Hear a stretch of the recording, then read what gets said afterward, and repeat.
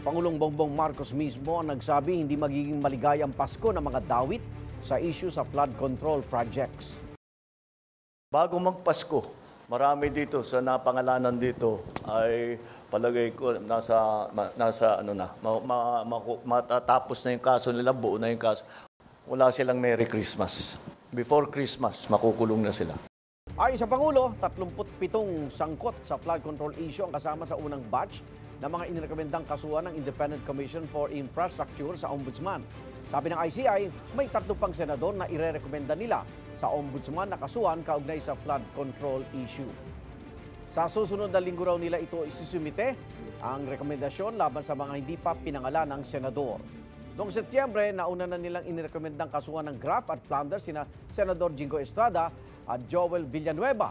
Batas umanong makakuha ng kickback sa ilang flood control projects sa Bulacan. Itinanggi na ito ni Estrada at Villanueva.